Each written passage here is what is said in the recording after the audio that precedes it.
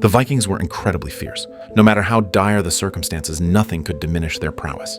However, it was clear that the one with her wasn't Ivar. When Ivar arrived at Lagertha's hiding place based on Rollo's information, Lagertha and her group had already left. Ivar only found Margreta in the pigpen, so he took her back to Kattegat. At this point, Rollo also left Kattegat with his troops.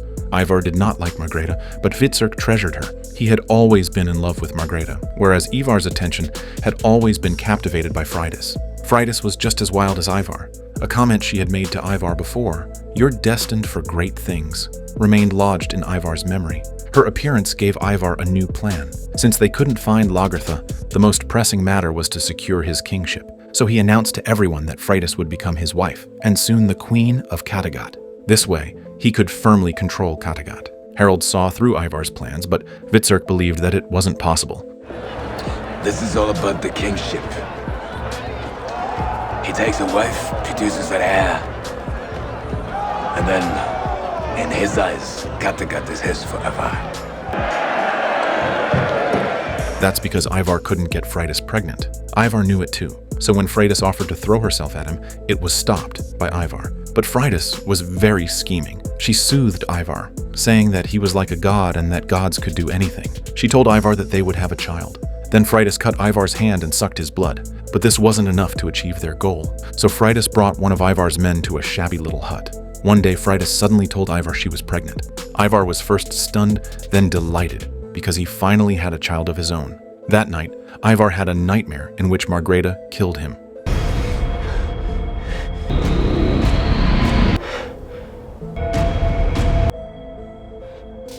The next day, he ordered Hvitserk to kill Margreta, but Hvitserk couldn't do it.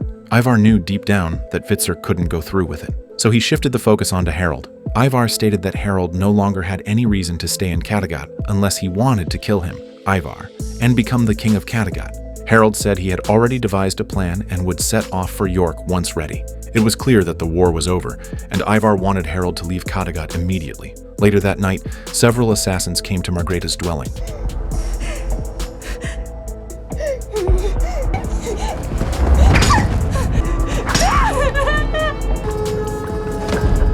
Before long, Harold was about to lead his forces and set off. Ivar threw him a farewell party while Hvitserk drank alone. Ivar deliberately inquired what was wrong with him, and his words caused Hvitserk to lose control completely.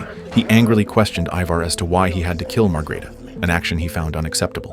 Ivar, however, claimed innocence, stating that he had no reason to kill Margreta, but Hvitserk bluntly said it was because Margreta knew Ivar was infertile. At that moment, a suffocating tension permeated the air. Upon hearing his words, Ivar announced to everyone that the queen was pregnant. Hvitserk didn't believe what he said. He stated that there were more sons of Ragnar than just Ivar, and he was not the only king. If Ivar was planning to confront him, he'd have to think about the consequences. Subsequently, Ivar wanted Hvitserk and Harold to go to England together, but Hvitserk insisted on staying in Kattegat. Just then, the man who had been with Freydis previously appeared at the feast. After the feast, Freydis sought out this man. He thought Freydis wanted to be intimate with him, not realizing her actual intent was to take his life. Only a dead man could keep a secret.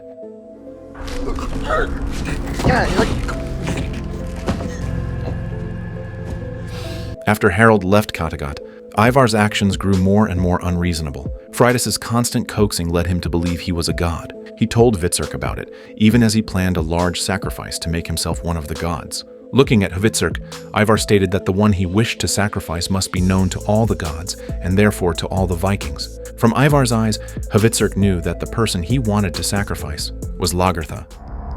Upon starting the sacrifice, he brought a woman in front of everyone. Ivar told everyone that this woman was Lagertha, the one who had killed his mother. He claimed that Lagertha was the embodiment of evil. Suddenly, someone pointed out that it wasn't Lagertha, and Ivar told his men to take the troublemakers away. Upon Ivar's command, a so-called ritual to purify evil spirits began. A pleading woman was hung upside down on a stake by 3 strong men. As the dagger slid across her throat, her screams abruptly ceased, and the onlookers showed fear in their eyes. Her bright red blood spattered onto the altar during her spasms. Hvitserk, however, was lost. He didn't know whether to leave or stay. He looked at Ivar, feeling a profound sense of helplessness. A man threw a bucket of petrol towards the altar, causing the flames on it to ignite instantly.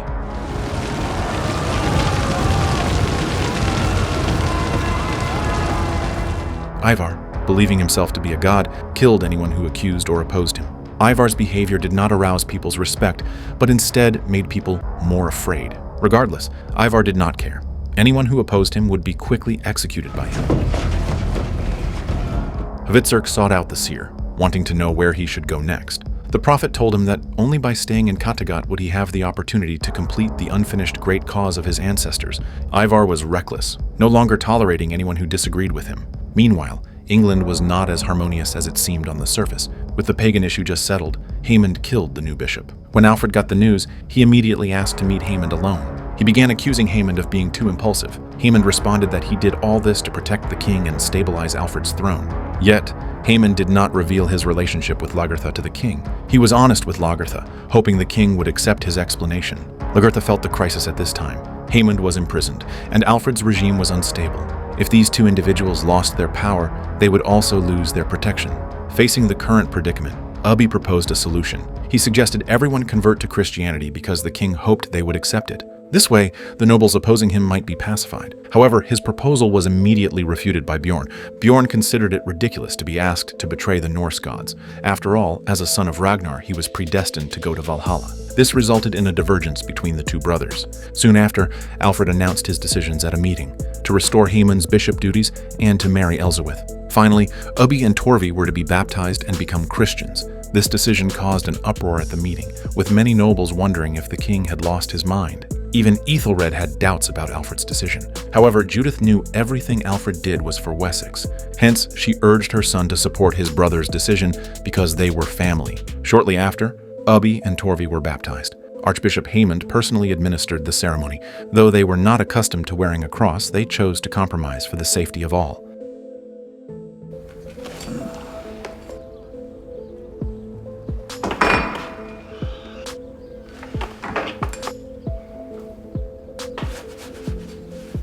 Immediately after Alfred held his wedding ceremony with Elsewith, Bjorn watched their wedding with a blank expression.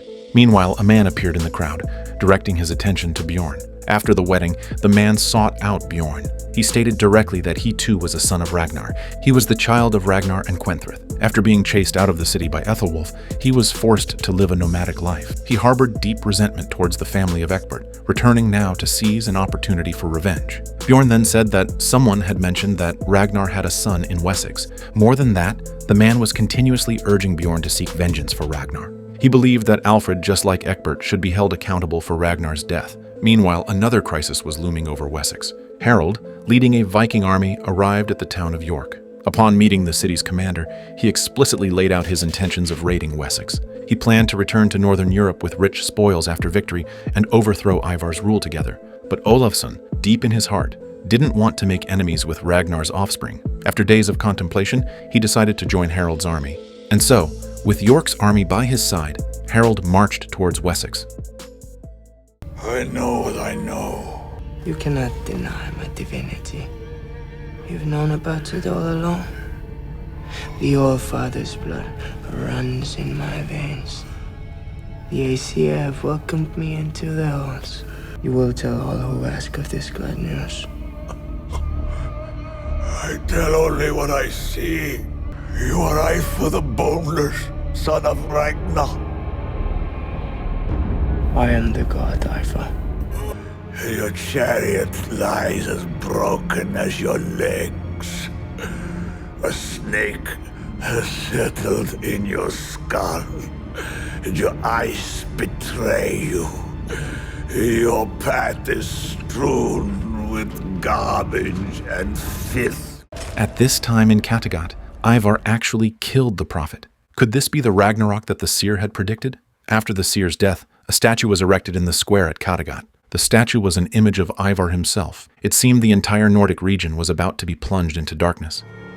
Hail Ivar! And at this moment, Wessex was at the brink, facing both internal and external threats. According to intelligence, the Viking army was led by Harold and had a large number of people. They were already coming towards Wessex.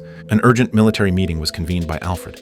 Bjorn and his companions, who were beneficiaries of royal protection, now had their opportunity to prove their value. The king required them to formulate a strategy to defeat Harold, for in failure, everyone stood to die together. On the other hand, Ethelred was the leader of the opposition to Alfred's rule. Many courtiers secretly gathered to discuss their plans to seize power. Someone suggested striking during their next war council. When Alfred and the Vikings entered the meeting hall, everyone waited for Prince Ethelred's signal. They planned to lock the doors and kill everyone inside, a plan that Ethelred seemingly endorsed. What Alfred was really worried about at this time was whether the Vikings would suddenly turn against him. If Bjorn and his companions were to join Harold, Wessex would be doomed. So he specifically sought out Ubbi, partly to sound out his sentiments and partly to learn battle methods from him. Observing the short-haired Alfred, Ubbi could sense his determination. In the forest, meanwhile, Magnus kept persuading Bjorn. He had also heard the news of Harold's approaching army. So he intended to have Bjorn join Harold, but he underestimated the Norseman's loyalty. The two parted ways on bad terms. Shortly after, Alfred called for the Second War Council. Members of the opposition secretly infiltrated the venue, armed. Before the official council commenced, Alfred declared that he would lead the fight in the upcoming battle himself. He made Ethelred believe in him, and he believed in Ethelred as well. The meeting then moved on to the main agenda, with Alfred assigning combat personnel. The nobles who were preparing to rebel began to stir. Overwhelmed by indecision, Ethelred pondered while the nobles opposing Alfred's rule awaited his signal. Until the end, Ethelred still could not make up his mind. Magnus arrived directly at the place where Lagertha and her companions were staying. He staged an act, flipping the narrative of his meeting with Ragnar, in an attempt to earn their trust. Under his description, the miracle mentioned by Ragnar turned into a story of a loving father and a filial son. However, Lagertha just smiled faintly, while Ubbi, without hesitation, exposed his lies. The atmosphere became awkward immediately, yet Magnus was still attempting to argue with them. All his actions were for his selfish desires. Magnus was trying to use the influence of Bjorn and his companions to overthrow the kingdom of Wessex. Lagertha saw through the lie of him being a son of Ragnar instantly. In the end, Magnus left dejectedly. Soon, Harold's forces were nearing Wessex. Reliable intelligence stated that they would enter the territory in 2 days. Alfred reiterated his promise to Bjorn and his men. If they could win this war, the land once promised by Ecbert would be honored. During this period, Ubbi presented to Alfred a newly manufactured weapon. It was the catapult that the Franks used to attack the Vikings. Alfred never stopped training, and Ubbi also taught him how to train with all his heart. As the decisive battle approached, everyone was busy with preparations. However, Hermund suddenly decided to break up with Lagertha. Because the previous night he felt the presence of God, and God had shown him a vision of hell, a place filled with blood and flames, where those condemned were subjected to eternal suffering. In his vision, God required him to renounce all sinful actions and words, otherwise he would never see God's true face. All that he would hear would be the screams from hell. Being with Lagertha was seen as a sin. Lagertha swiftly understood that Haemon's love for his god would always surpass his love for her. He might perhaps have never even loved her. When Ubbi dropped his torch, Harold fell into his trap. A surging dragon swallowed up Harold's army. The only exit was through bloody combat. Just before setting off, Alfred called Ubbi aside for a private conversation. He once again asked Ubbi if his plan could win this war. Ubbi urged him to have faith in the power of belief. Just moments before departure, Ubbi's calculations had begun. No sooner had the men mounted their horses than Alfred ordered the arrest of the ministers who had conspired against him. After everyone had left, Judith personally interrogated this noble to make him confess his accomplices. Judith carried out a grueling interrogation. After the Wessex army reached its designated position, they did not directly engage in battle. Instead, they initiated negotiations. Ubbi arrived alone at Harold's camp. Before Ubbi could even speak, Harold began asking him to betray Alfred. He said that if they could join his team, they could easily defeat the Saxons. He even shared his post-victory plans with Ubbi. His ultimate goal, after all, was to return to Northern Europe and overturn Ivar's rule. But to his surprise, Ubbi had already abandoned his faith in the gods. Harold was truly astonished that Ragnar's son could accept baptism into Christianity. Ubbi did not explain much, but asked Harold to directly state the conditions, how much wealth they needed to leave Wessex. Harold said he needed to think and asked Ubbi to return the next day. Ubbi had no choice but to leave. However, as soon as Ubbi left, another figure appeared in Harold's camp. Magnus, who had failed to gain recognition from Lagertha, still hadn't given up and had sought out Harold. But judging from Harold's expression, he considered Magnus to be just a jester. However, something Magnus said suddenly woke Harold up. Harold instantly realized he had been tricked. King Alfred was ready to come to the battlefield himself. It looked like Ubbi's coming to negotiate was just a front. The English were prepared for a fight to the death. When the next day came, as expected, Ubbi did not show up. It was clear they were just stalling for time. The English had undoubtedly chosen their battlefield, and they were likely already surrounding Harold's forces. Harold, sensing the danger, immediately ordered an advance. When they emerged from the forest, the Wessex army was indeed there and ready. A scorched, barren field lay between the two opposing armies. Harold couldn't understand why the ground was burnt in such a way. Just as he was puzzled, Ubi gave the answer. A battle was about to break out. A battle about faith, hatred, loyalty, and emotions.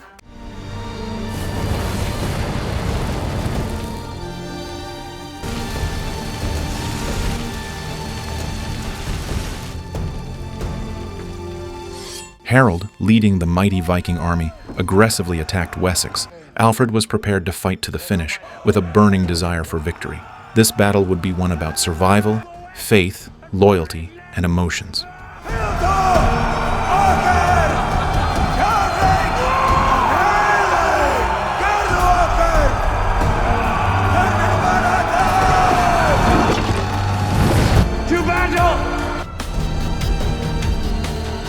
I've heard it said in battle, no one is more important than your own brother. Care for each other.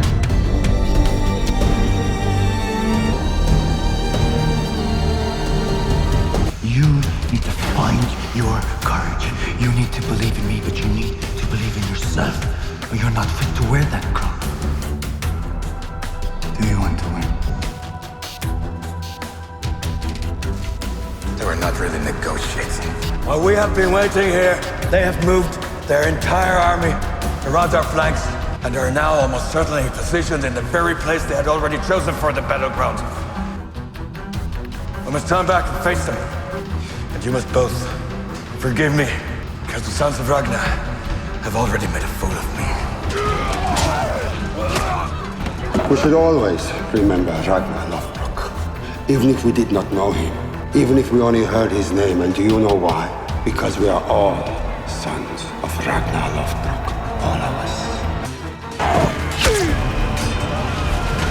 What is our greatest danger? When our warriors see that they're going to fight against Lagetha, Björnar inside the Mugla, sons of Ragnar, ask yourself, how would you feel if you saw them ranged against you? As the legendary heroes, our warriors will be intimidated to face them. They are, after all, only human. The axe will kill them too. The sons of King Ragnar Lothbrok, the most famous of all Northmen, on our side and prepared to fight for us. This is where Ragnar was imprisoned and betrayed. Now we will all die here too.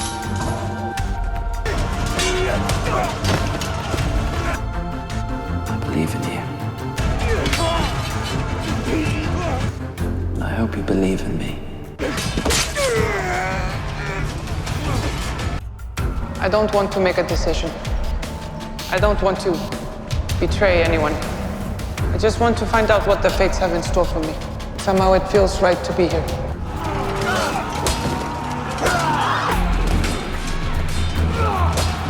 I wish to be beside Ragnar once more.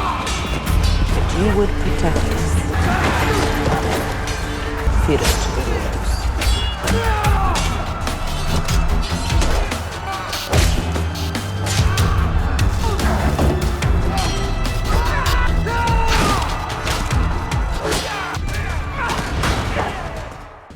My love. I thank the Lord God that you are here beside me, that we may live or die together. Miserable sinner that I am. I fear the Lord. But now, in this moment,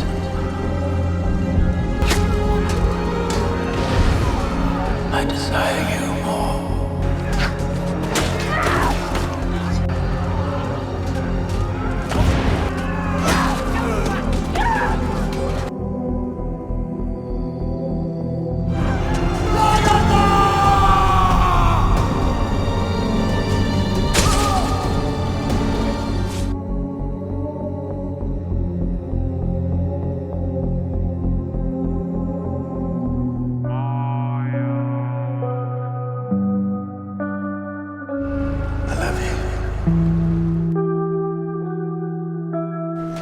My father was Ragnar Lothbrok, the most famous of all Vikings.